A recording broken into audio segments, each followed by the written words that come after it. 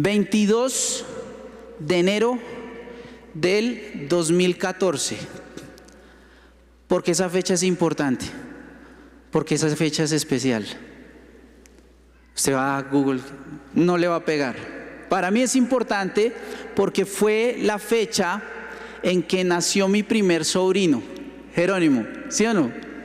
22 de enero del 2014, y fue un día bien particular para mí, porque yo la verdad no entendía cómo la persona que constantemente ponía en riesgo mi salud y mi integridad física se había vuelto papá, que es mi hermano. Mi hermano se convirtió en padre y para mí era como una cosa como que todavía no lo podía creer, como ese sujeto irresponsable que me ponía a mí a afeitarme a los 2 años, ya se estaba volviendo, o tenía que en ese momento convertirse en un hombre de bien, ¿cierto? Lo que más me estaba causando shock ese día fue pensar para mí mismo que el siguiente iba a ser yo, que ya le tocó a mi hermano, o sea que ya prontito me toca a mí ser papá. Y entonces llegó el 26 de octubre del año 2022 y Juan Marquitos me convirtió en padre. Y luego el 22 de agosto del 2024 nació mi segundo hijo, Juan Andrés. Y de pronto a ustedes les causa risa esto que digo de mi hermano. Claro, yo viví toda una infancia con él, cómplices de planes no muy buenos. Pero que cuando llega este tema de la paternidad, sucede un cambio sustancial, ¿verdad? ¿Cuántos padres hay aquí en el auditorio? ¿Cuántos están de acuerdo conmigo? Que no hay experiencia más transformadora en la vida que engendrar una vida y convertirse en papá. Y es por eso, porque realmente es una experiencia transformadora, que en la palabra de Dios, particularmente usted lo ve en los escritos del Nuevo Testamento y sobre todo en las cartas de Pablo, Pablo usa la paternidad como una figura, como una analogía. La paternidad espiritual es una analogía para entender el proceso de madurez y de transformación cristiana. Yo personalmente digo, en lo poquito que llevo de ser papá, mi vida no ha parado, no ha dejado de tener cambios, de tener ajustes, de tener transformación, y me ha llevado a un proceso de madurez muy diferente. Se ha acelerado, les digo, he tenido que hacer infinidad de ajustes para ser una mejor persona. ¿Coinciden conmigo? Y Dios quiere lo mismo en lo espiritual. Y por eso hoy hablaremos del concepto de paternidad espiritual y su importancia para la transformación de la iglesia. Amén. Leamos un pasaje todos juntos. Vamos a ir a 1 Corintios capítulo 4, versos 14 al 16. Usted búsquelo allí. Y yo me tomo la aromática. ¿Quién lo tiene ya? Eso, el que lo tenga diga amén o gloria a Dios o listo, pastor, ya está. ¿Lo leemos juntos? Siga la lectura conmigo. Vamos a leer la palabra de Dios. Dice, no les escribo, está escribiendo Pablo, no les escribo esto para avergonzarlos, sino para amonestarlos como a hijos míos amados. Porque aunque ustedes tengan innumerables maestros, en algunas versiones dice ayos, en Cristo, sin embargo, no tienen muchos padres. Pues en Cristo Jesús yo los engendré por medio del Evangelio. Por tanto, los exhorto, sean imitadores míos. Les voy a poner en contexto. Pablo está escribiendo a la iglesia de Corintio. Está lidiando con una iglesia que tenía bastantes problemas, bastantes obstáculos, muchas cosas por resolver. Y aquí en el capítulo 4 nos permite ver que había un problema de respeto hacia su autoridad apostólica.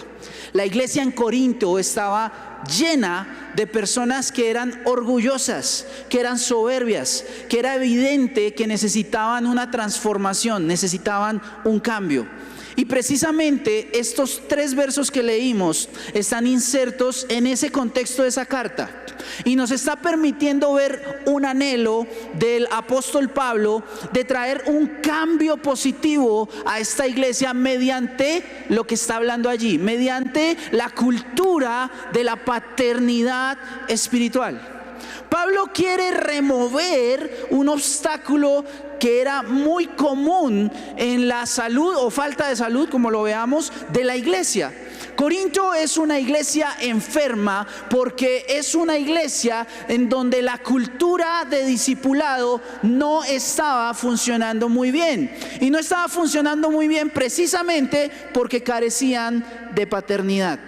Esta iglesia necesitaba una transformación, pero un avivamiento y traer vida a lo que estaba realmente en crisis, en cuidados intensivos. Y sé que las iglesias, muchas iglesias hoy en día también necesitan de ese cambio. Y creemos que una clave para ello es a través del modelo bíblico para traer vida. ¿Cuál es el modelo bíblico para traer vida? ¿Cuál es el modelo bíblico para la transformación del discipulado? El modelo de la paternidad. Entonces vamos a ver 4 cositas en este pasaje. 4 cosas importantes para poner en marcha una iglesia con una cultura de paternidad espiritual transformadora. ¿Listos? 4 cosas. Empecemos por la primera. Y yo voy a desordenar un poquito la cosa. Yo no me voy a empezar desde el verso 14, voy a empezar desde el 15. Vamos al 15. Empecemos por ahí. Lo primero es que Pablo va a hacer un examen a la cultura de la iglesia. Y él menciona, aquí hay innumerables maestros. ¿O con esto? ¿Innumerables qué? Maestros, pocos padres. Pablo señala que en Corintio tienen muchos ayos, como les digo, la palabra griega paidogogo, de donde viene pedagogo, en algunas versiones se traduce ayo. Y de hecho, cuando vemos el escrito en el capítulo 3, vemos que realmente Corintio tenía muy buenos maestros, muy buenos. Usted va al capítulo 3 y se da cuenta que se menciona a Apolos. Y cuando uno ve en el panorama bíblico quién era Apolos, Apolos era un gran maestro de la palabra. También menciona en el capítulo 3 a Cefas. ¿Quién era Cefas? El mismo Pedro. Pedro también se convirtió en un gran maestro de la palabra. Eran personas de gran influencia, personas muy preparadas, personas muy doctas en la palabra. Pero, ojo, estos maestros no eran los padres de esta comunidad. ¿Me entiende? No eran los padres de esta comunidad y estaba surgiendo un problema grande que en el capítulo 3 nos deja ver que pocos padres, al estar en esta iglesia y al haber más maestros que padres, se estaban generando celos y contiendas y divisiones porque cada uno decía cuál maestro le gusta más. Entonces unos decían, no, a mí me gusta más como predica Apolos, y a mí me gusta más como predica Cefas, y a mí me gusta más como predica Pablo. Y otros decían, no, es que yo me voy yo solo con Jesús, yo solo le escucho a Jesús. Pero lo que Pablo nos plantea acá es, ¿qué podemos hacer en contra de estos problemas de división, de preferencias? Y la pregunta que nos plantea Pablo es, ¿qué quieren ustedes? ¿Quieren una iglesia de ayos o una iglesia de padres? Hay 2 modelos de iglesia. Una iglesia de ayos, una iglesia de padres. ¿Quieren entender la diferencia? ¿Lo miramos un poquito? Entonces entendamos qué es un ayo. Un ayo, un maestro, ojo con esto, atentos si pueden anotar y seguir estas definiciones, es clave, porque ahí Dios les va hablando. Primero que todo, el ayo es un instructor contratado, es un asalariado. En la antigua cultura en donde se estaba moviendo Pablo, los jefes de casa, sobre todo de las casas más adineradas, contrataban a los ayos, un instructor que acompañaba en la educación y la crianza de los hijos de casa, pero era pagado. Entonces, ojo con esto, un ayo es un instructor contratado, es asalariado, por lo tanto, la motivación de este maestro, ¿cuál es? La remuneración de su labor. Bien atentos. Otra cosa, característica del ayo, sí está involucrado en la educación y la crianza, pero es por asignación o delegación de otros. Está involucrado hasta cierto punto, es limitado su compromiso. Aquí ustedes todos han escuchado la analogía de cuál es la diferencia entre estar involucrado y comprometido. ¿Se acuerdan del cuento de los huevos y el cerdo y la gallina? ¿Cómo es eso? La gallina en el desayuno está involucrada, porque vamos a hacer huevitos con jamón. Entonces la gallina se involucra porque ella pone los huevitos y los deja ahí. Pero el cerdo, ¿qué le pasa? Está comprometido porque él es el jamón y lo van a pasar al papayo, ¿sí? Entonces aquí hay una diferencia muy grande. Aquí solo hay un nivel de responsabilidad. Ojo con esto, otra característica del ayo. El ayo no es progenitor. ¿Entiende esto? No es progenitor, por lo tanto, no transmite su ADN. ¿Qué es el ADN? El ADN es esa información que le da sus rasgos biológicos, físicos. Incluso muchas veces en la genética vienen cosas culturales, de hábitos, de mil otras cosas, ¿verdad? Pero transmite unos rasgos y esto es importante, ya lo vamos a ver. El ayo conduce, el ayo acompaña. Su responsabilidad, ya lo dijimos, en el bienestar del aprendiz es limitada. Mire, otra cosa importante del ayo: no vive en casa. No vive en casa, es de fuera de casa. El ayo, ojo con esto, puede transmitir información y en el mejor caso puede llegar a mentorear hasta cierto grado, pero principalmente transmite información. Y la relación con el aprendiz es temporal, es estrictamente formal y académica para un espacio del día y ya está. Después de que termina la jornada de estudio, se despiden y ahí acaba. Y entonces uno empieza a hallarle sentido a lo que Pablo está diciendo, porque entonces vamos a pensar qué es un padre. ¿Qué es un padre? Y mire el contraste. El padre no es asalariado. Nadie le paga por su labor. Pues a mí no me ha llegado el cheque. ¿A usted, algún padre ya le llegó el cheque por la crianza de los niños? Por lo tanto, la motivación del padre, ¿cuál debe ser? Si no es la remuneración de su rol, de su labor. Su motivación es el amor. Ya empezamos a ver diferencias, ¿verdad? Instruye también, sí, también instruye al niño, pero no lo instruye por delegación o asignación. Lo instruye por designio divino y porque es natural, porque es lo natural. Fíjese que está comprometido, ya no es involucrado. Él es el cerdito. Él es el marranito. Porque él sí tiene un compromiso completo con la educación y la crianza y es por decisión propia. La gran diferencia también es que él es el progenitor.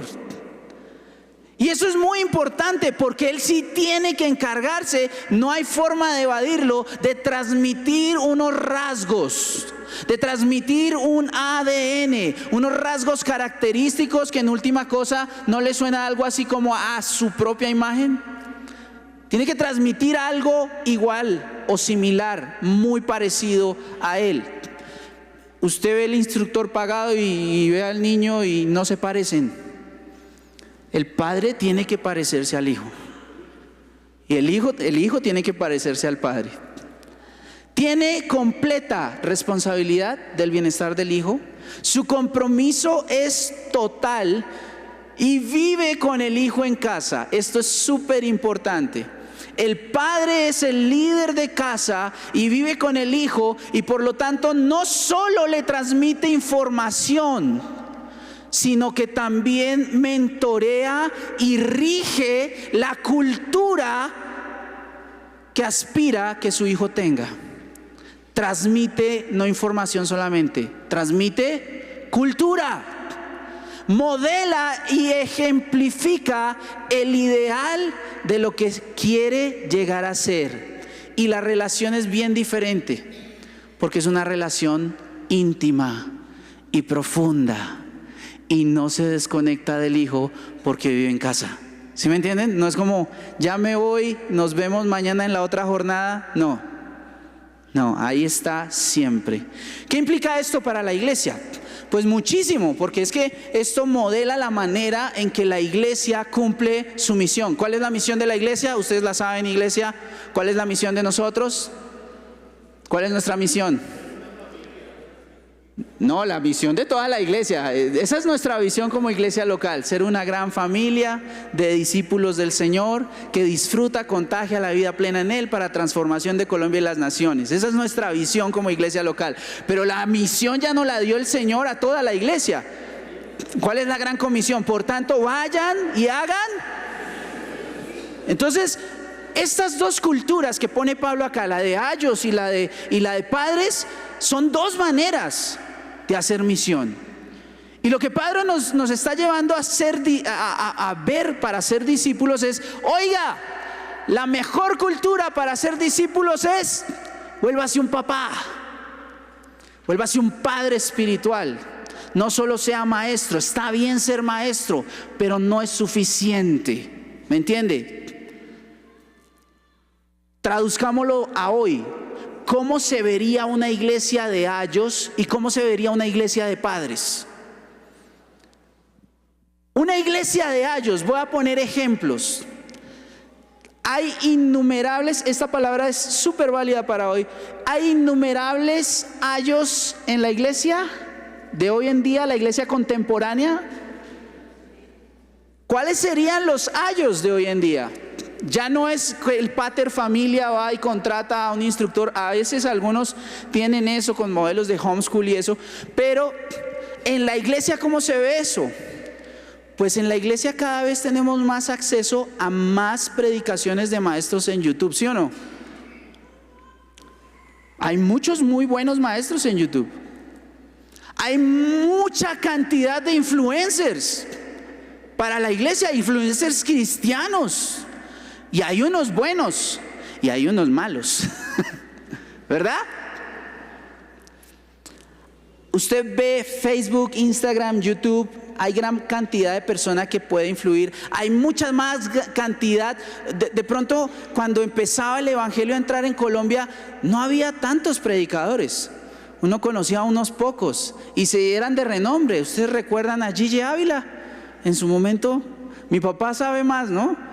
De esos nombres, y uno los conoce. Pero hoy en día hay tantos, hay muchísimos, que ya es muy difícil hacer el listado de cuántos buenos predicadores podamos conseguir. Hay grandes predicadores, personalidades externas, pastores de otras congregaciones muy buenos, maestros, coaches. Hoy el tema del coaching está muy bueno, muy dispersado. Hay gurús, hay todo lo que quieran. Pero son padres. Son muy buenos maestros, pero son padres. Y generalmente tienen un alcance muy grande hoy en día. Cualquier predicación de uno de los predicadores más famosos del mundo puede alcanzar por las redes sociales a multitudes. La pregunta es, ¿tienen una relación profunda e íntima con quienes discipulan? ¿Usted puede tener una relación íntima y profunda con esos maestros? ¿Verdad que no? Se vuelve algo ocasional, algo limitado también a las franjas horarias que pueda destinar usted para escuchar a estos maestros. Se vuelve algo impersonal. Realmente estos predicadores no tienen compromiso con usted. No lo tienen. Pero ¿cómo sería una iglesia de padres? ¿Cómo sería una iglesia de padres? Por ahí alguien dijo como la nuestra. Dios te oiga, y esa es la oración, que podamos ser una iglesia de padres. Porque en una iglesia de padres hay decisión de generar relaciones profundas entre padre espiritual e hijo espiritual. Y por eso Pablo es muy claro y dice, no puedes tener muchos padres. ¿Se imagina donde en mi hogar, con Angélica y mis 2 chiquitos, hubieran 4 padres en el hogar? ¿Qué causaría eso? Un caos. Era lo que estaba pasando en Corinto. De hecho, tenemos ejemplos bíblicos. Tenemos casos de hombres de Dios que tuvieron varias esposas. ¿Y qué sucedía en esos hogares? Era un caos porque habían muchas madres. Era un caos. Habían celos, habían divisiones, habían contiendas. Y no se puede tener muchos padres porque es muy difícil tratar de parecerme a todo el mundo. Y ya les expliqué, debe haber una transferencia de genes, unos rasgos físicos, biológicos, una semejanza, una imagen. Y eso solo se puede lograr con una relación cercana e íntima con un padre, personalizada. Y por eso hablamos de un discipulado que no puede ser impersonal, sino que tiene que ser un discipulado personal. ¿Y por qué necesitamos el discipulado personal? Ya muchos autores hablan de esto y es una cosa reconocida por todo el mundo. Nuestra sociedad carece hoy en día de conexiones. Mike Breen dice, somos una sociedad de personas desconectadas anhelando por conexiones. Y si usted ve cada vez más la realidad de las ciudades, la realidad de nuestros países, la realidad de nuestras sociedades, cada vez más estamos más encerraditos en nuestras propias cajitas compartimentadas cada uno y no nos relacionamos. Y aquí hay una gran diferencia de culturas, porque la iglesia de Ayo genera unas cosas, la iglesia de padres genera otras. Y aquí vienen varias preguntas que yo quiero que usted reflexione, piense con el Señor y deje que Dios le hable. Y le lanzo estas preguntas. Primero, ¿usted quiere una iglesia que le dé inspiración o que le dé corrección?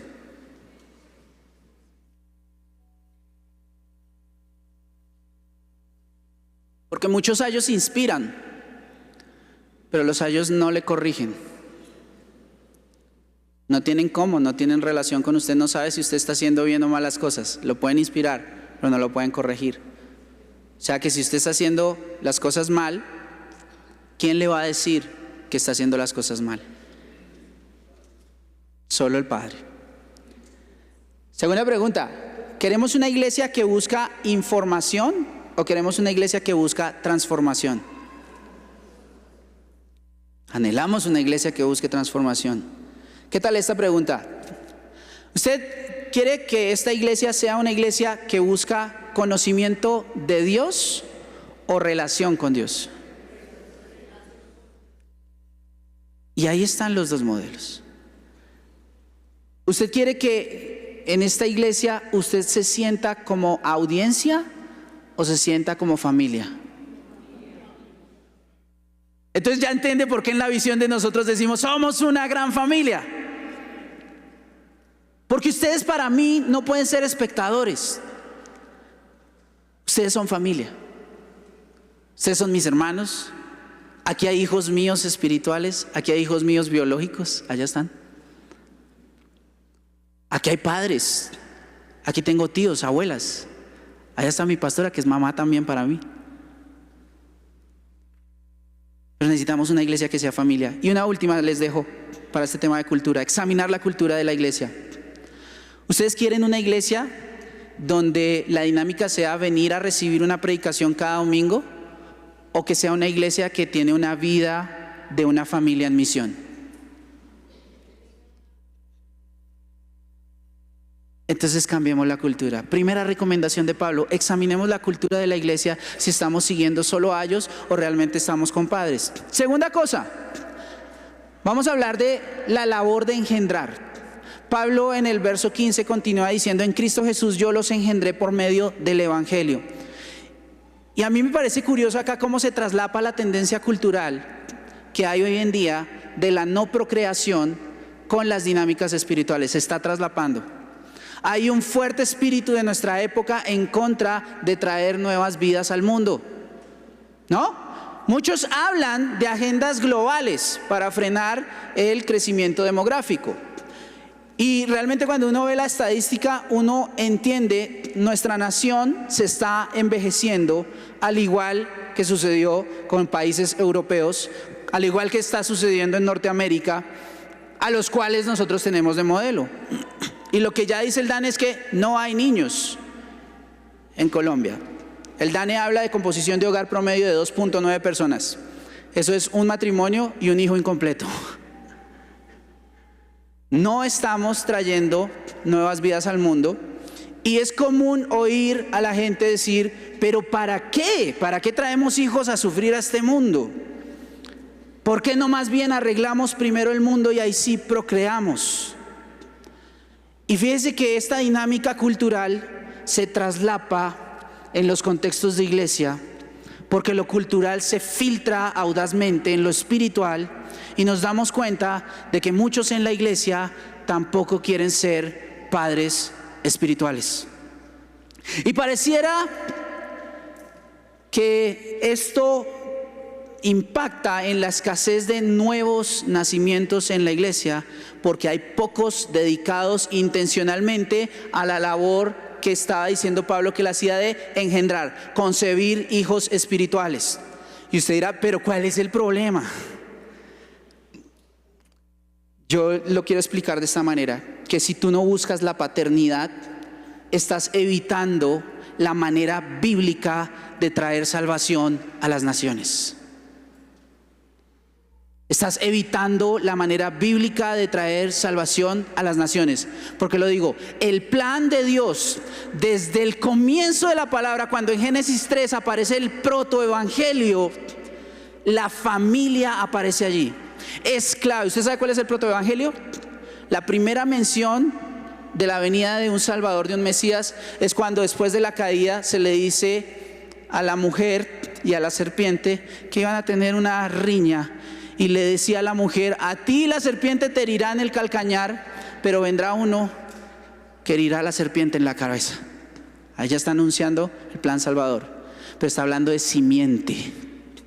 Y simiente es familia.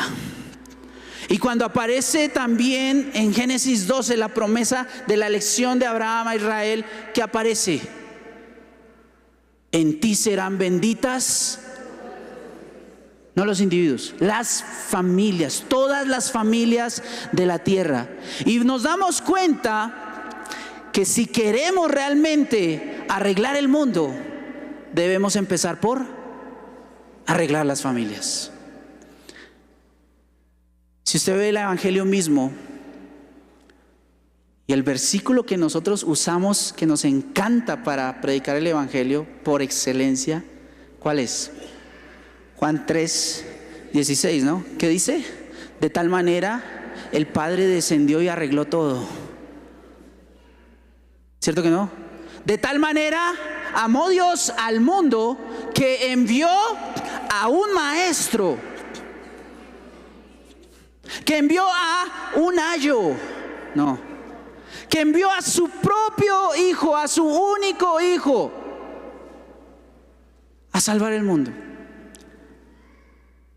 para que ninguno de nosotros se pierda, sino tengamos vida eterna. La Biblia es un libro de familias. La Biblia es un libro de generaciones. La Biblia es un libro de multiplicación. La Biblia es un libro de procreación. La Biblia es un libro de paternidad. Y es por la sencilla razón de que debemos transmitir un mensaje. La mejor manera de hacerlo es transmita el ADN del Evangelio. Solo se puede paternidad.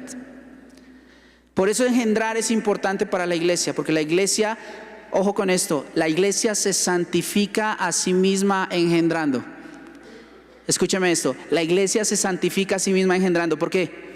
Porque cuando da a luz nuevos nacimientos, la iglesia debe cerciorarse de su santidad, debe cerciorarse de su idoneidad para ser madre, debe hacer ajustes, ya no puede seguir con las mañas de soltera, ya tiene que dejar de ser egoísta y vivir en función de sus hijos. Tiene que enseñarles lo que es bueno, lo que es malo, y no puede hacerlo si no lo sabe por sí misma y no conoce la palabra de Dios. Debe conocer a Dios para poder presentar a Dios. O sea, la iglesia cuando tiene hijos se santifica. ¿Sabe cómo la iglesia va a ser transformada para transformar? Engendrando. ¿Cómo van hasta ahí? ¿Están de acuerdo? ¿Alguien dice amén? Ahora, hay dos problemas comunes en este tema de la iglesia engendrando, de la labor de engendrar de la iglesia. Yo lo llamaba así, el problema del padre putativo y el problema del padre fugitivo.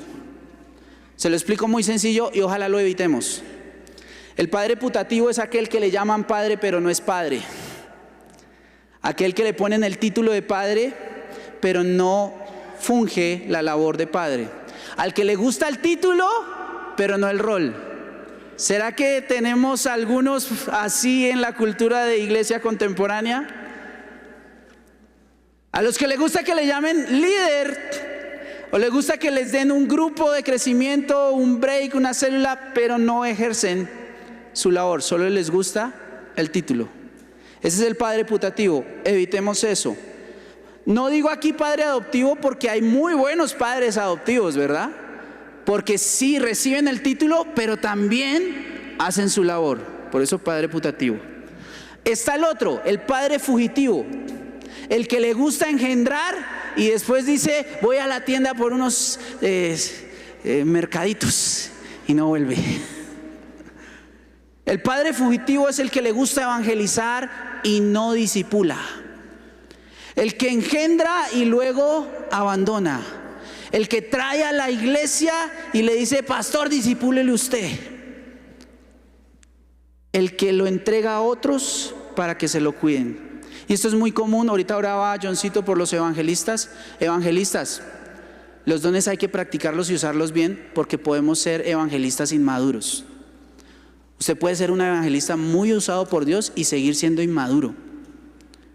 Y el evangelista inmaduro sabe que no debe abandonar a sus hijos, a los que son engendrados por él. Y esa es la labor que Pablo estaba haciendo. ¿Vale? ¿Hasta ahí cómo vamos? Otros dos punticos muy sencillos. Porque Pablo acá nos da una herramienta muy fácil para ser buen padre espiritual. Nos dice dos claves muy sencillas. Ahora sí nos devolvemos al 14.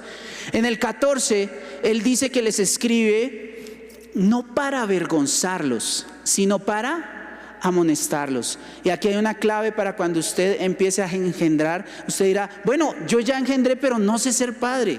Es que eso nos tocó a todos. Cuando uno va a ser padre, uno le botan un montón de información y uno dice, ¿y ahora cómo voy a hacer?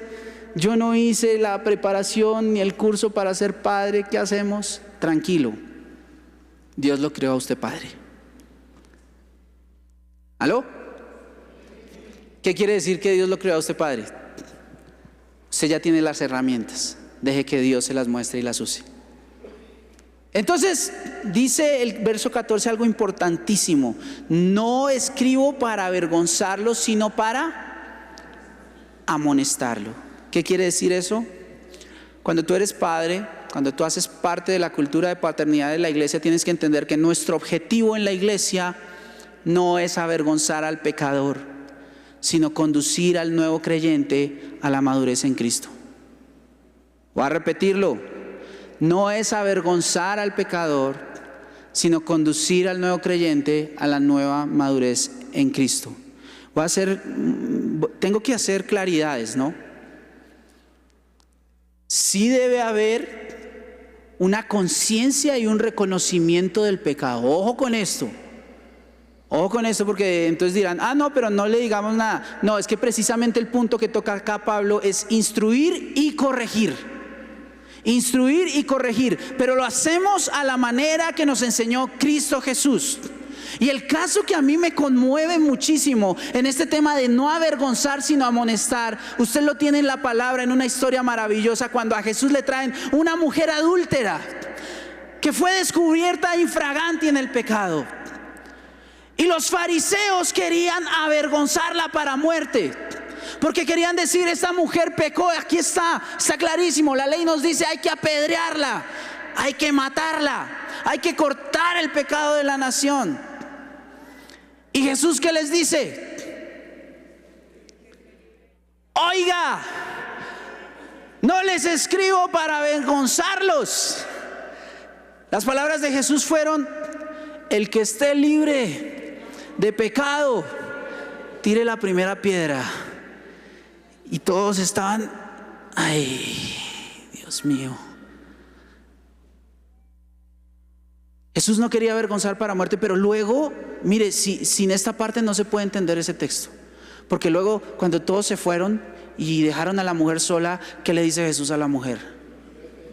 Oye, todos los que estaban acá, ¿qué?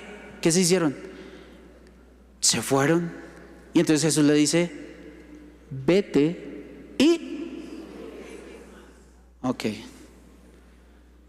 Eso es amonestar. ¿Qué es amonestar? Amonestar básicamente es procurar en mi hijo que haga esto o que no haga esto. Es advertir, es evitar. Tiene que ver con un buen mentoreo. No es solo que yo te digo qué es bueno y qué es malo. Eso es lo primero. Tengo que enseñarle qué es lo bueno y qué es lo malo, pero además tengo que acompañarlo para que si él llega a hacer algo mal, ¿yo qué hago? No lo avergüenzo, sino lo amonesto, lo corrijo. Y digo mentoreo porque es una de las partes del discipulado, de la paternidad. Y piénselo de esta manera: piense de pronto en un músico enseñando a otro músico, o en un carpintero enseñando su oficio a otro carpintero. ¿Usted cree que el carpintero va a llegar con su aprendiz y le va a dejar en el torno solo y le va a decir, mire, aquí está el manual, aquí está lo que tiene que hacer, léalo y yo vuelvo más tarde? Y el muchacho lee y todo y va a operar el torno. Yo le aseguro que si no hay el mentor al lado, vamos a tener un carpintero que va a salir así. ¿Cierto?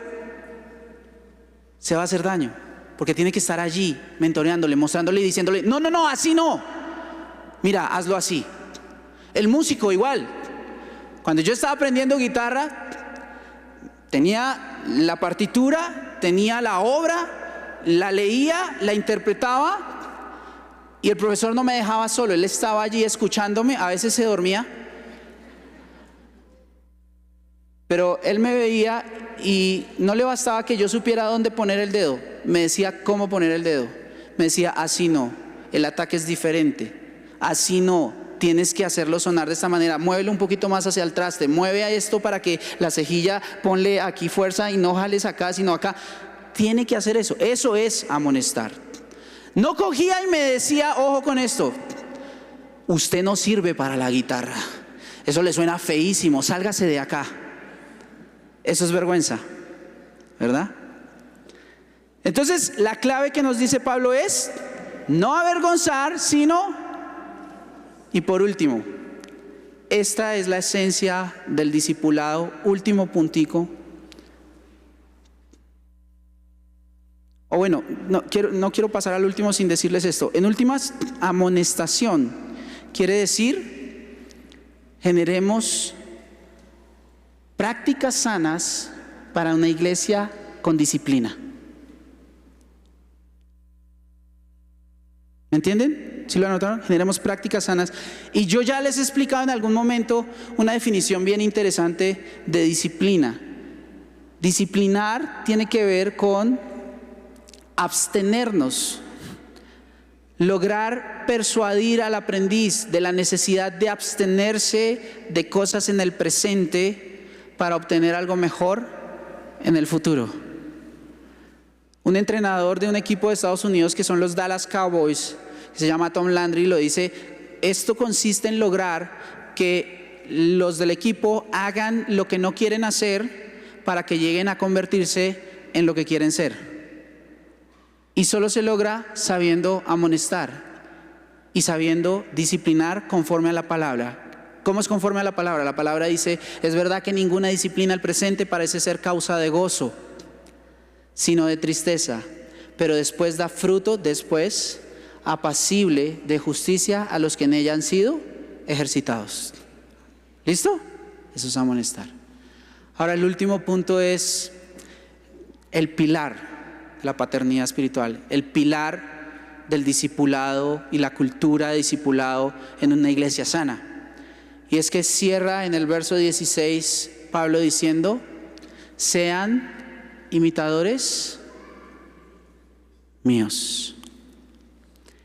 Y esto no es la única vez que Pablo lo dice. En otras cartas dice lo mismo y lo dice: sean imitadores de mí como yo lo soy de. Sean imitadores de mí como yo lo soy de. Los que son padres saben que hay un principio. En inglés es children see, children do. ¿Qué quiere decir eso? Los niños ven, los niños hacen. Y ese es el principio de imitación.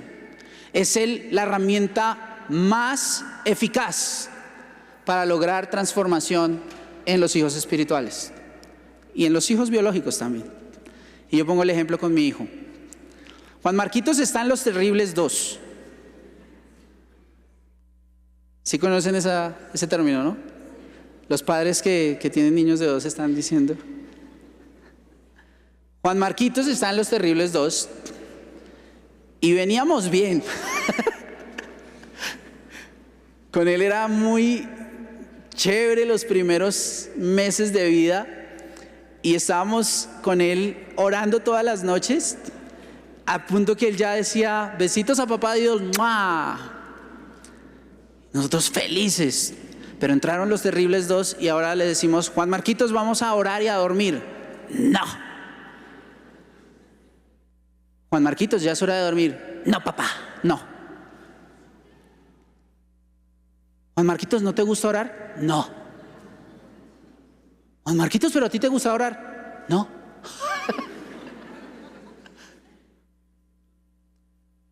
A mí me cargó una temporada, les soy sincero, me cargó mucho. Y yo decía: no puede ser, no ha llegado adolescente y ya están estas. ¿Cómo voy a hacer los años que vienen? Pues resulta que un día estaba preparando una prédica, recuerdo, estaba en la sala de mi apartamento y dije: necesito orar. De esos tiempos que uno está tratando de predicar y buscar la prédica y uno dice: no me sale nada, necesito que Dios me hable. Entonces yo cogí en el sofá y cogí un cojín, lo puse en el piso, cogí el otro cojín, lo puse acá porque me gusta agarrarlo, no sé por qué, me gusta agarrar el otro cuando oro, me arrodillé a orar y estaba orando y pasó unos minutos y entonces sentí un calorcito aquí al lado y vi que Juan Marquitos cogió el cojín, lo puso en el piso, cogió el otro cojín, lo puso arriba, cogió y abrazó el cojín y se arrodilló y empezó a orar conmigo. Yo no le dije que hiciera nada, él me vio hacerlo y me imitó. Y eso para mí, lo voy a decir así, fue un baldado de agua fría.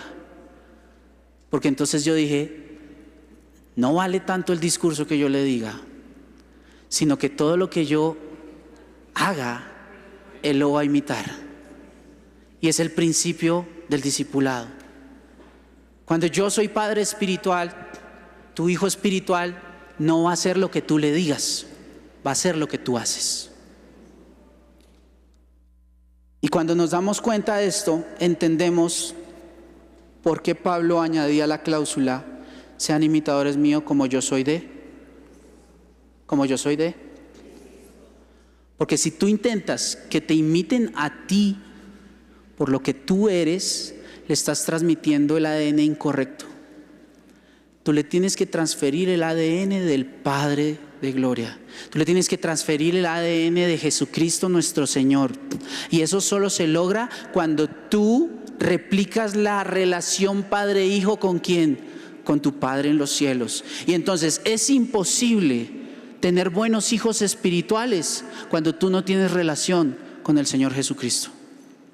Cuando tú no pasas tiempo leyendo su palabra, cuando tú no pasas tiempo en oración, cuando tú no pasas tiempo deleitándote en Él en alabanza y adoración, cuando tú no intentas preguntarte todo el tiempo en esta situación qué haría Jesús y tratar de imitarlo a Él. Cuando hagas eso, vas a tener éxito con tus hijos. Pero mientras no hagas eso, siempre vas a estar fracasando en el discipulado.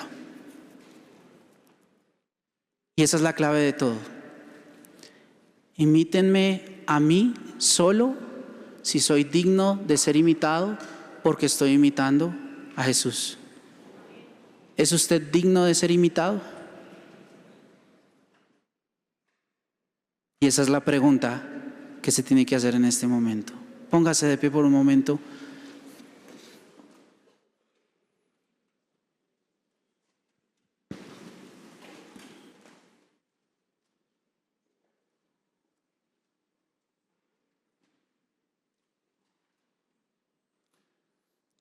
¿Cierto que usted todavía no se va?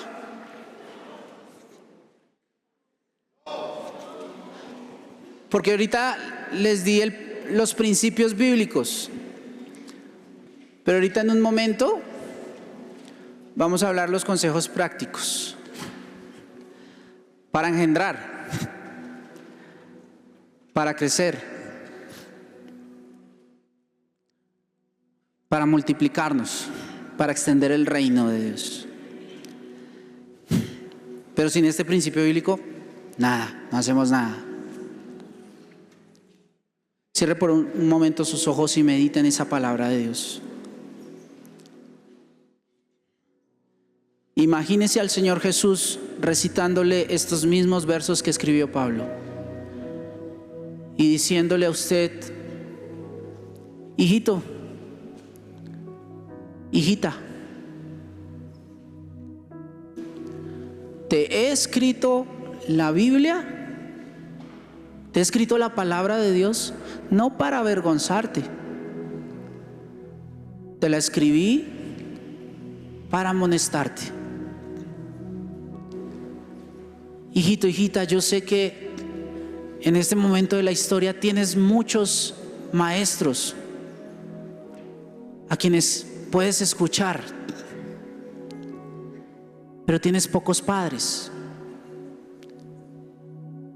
Hoy Jesús le habla a esas personitas que están por ahí suelticas en la iglesia y que todavía vienen solamente a escuchar, pero que les hemos hecho llamadas y decirles: oye, ¿quieres entrar en una dinámica de discipulado personal? Y nos dicen: no, ahorita no. Yo quiero que hoy estés convencido, Jesús te está hablando y te está diciendo: ¿quieres cambio y transformación en tu vida? Entra en una relación de discipulado personal. La iglesia es el cuerpo de Cristo. Tú dices: no, yo tengo mi relación solita con Jesús. La iglesia es el cuerpo de Jesús. ¿Quieres tener una relación con Jesús? Muy difícil tener una relación con Jesús si no tenemos una relación con su cuerpo. Así que hoy Dios te dice: tienes muchos maestros, búscate un padre espiritual. Tienes muchos maestros, tienes muchos youtubers, muchos influencers, hay muchos predicadores que estás escuchando, pero yo necesito es que alguien te acompañe. Yo necesito que alguien te diga si lo estás haciendo bien o mal. Y aquí en tu iglesia hay buenos padres, no perfectos, buenos. ¿Sí o no? Y Jesús también te dice, ya no es Pablo escribiendo, es Jesús hoy te dice, yo te engendré por medio del Evangelio. Porque Pablo simplemente estaba dando el mensaje de Jesús. Y si tú has nacido de nuevo es por la obra de Jesús, por la obra del Espíritu Santo. Y yo te engendré para que seas transformado en la medida en que tú me imites a mí. Conóceme, y conóceme sujetándote también en obediencia a los procesos de acompañamiento, a los procesos de pastoreo, a los procesos de discipulado. Hebreos dice, obedezcan a sus pastores, porque ellos van a dar cuenta de ustedes. Y en eso hay bendición, créanme. Yo agradezco a Dios porque no solo me dio un padre biológico, no solo me dio un abuelo biológico, no solo me dio madre biológica, no solo me dio abuela biológica, ellos también fueron padres y abuelos espirituales para mí. Pero también me pude acompañar fuera de la familia de sangre. Aquí tuve una pastora de alabanza.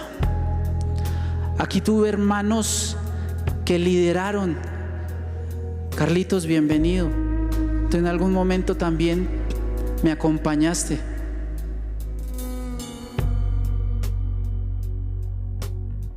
Y es bendición, ¿sí o no? Así que yo voy a orar en dos sentidos. Cierre sus ojos y vamos a orar en dos sentidos. Primero, que los que aún no tengan padres puedan entrar en esta dinámica y en esta cultura de paternidad. Que se derriben los obstáculos, que si hay escasez de padres se multipliquen, y que si los hijos no se quieren sujetar, se sujeten. Padre, tú nos escuchas en esta mañana, tú nos escuchas, Señor. Padre, queremos hacer iglesia a tu manera, Señor. Este escrito es para nosotros, Señor. Este escrito lo recibimos hoy, Señor Jesús. Tú quieres, Señor Jesús, que nosotros hagamos las cosas como tú las enseñaste, no como nosotros queramos, Señor Jesús. Así que yo te pido, Padre, que en esta iglesia haya un despertar, que vaya en contra de la cultura que quiere decir no hijos, y nos despiertes a nosotros el deseo de seguir con el mandato cultural que diste desde Génesis: multiplicad, multiplíquense y fructifiquen, llenen la tierra y sojúzguenla. Nos llamaste para fertilidad, Señor.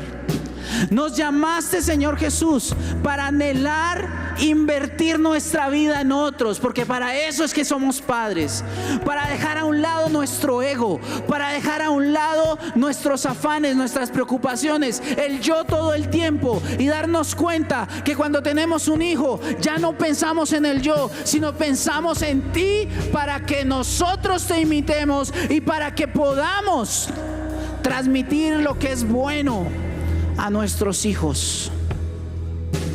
Solo tú puedes transformarnos. Y lo segundo que quiero que oremos, y esto es muy personal, ore usted y dígale: Señor, muéstrame que también te estoy imitando a ti. Pregúntese: ¿qué tanto me parezco a Jesús? ¿Qué tanto te falta para parecerte a Él? Y si hay cosas que no se parecen en nada a Jesús, pidamos perdón. Señor, perdónanos, Señor, porque cuando he contestado con rabia, con furia, con ira descontrolada, Señor, no me parezco a ti, perdóname. Perdóname, Señor Jesús, porque en los tiempos de angustia, en vez de ir al Padre como tú lo hiciste y derramar lágrimas delante del Padre, yo simplemente me hundo en mi depresión y en mi ansiedad. Perdóname, Señor. Usted sabe en qué se parece, en qué no se parece. Y si usted todavía no lo sabe, dígale: Señor, yo quiero conocerte más a ti. Tú que eres la perfección del hombre, tú que viniste aquí y no te manchaste con pecado, Señor, muéstrame cómo ser como tú, Señor Jesús. Muéstrame quién eres tú, cómo obrarías en mi lugar. Yo quiero ser el representante tuyo en mi trabajo. Yo quiero ser el representante tuyo en mi estudio. Yo quiero ser el representante tuyo en mi familia. Yo quiero que cuando me miren a mí, vean con claridad el rostro del Salvador.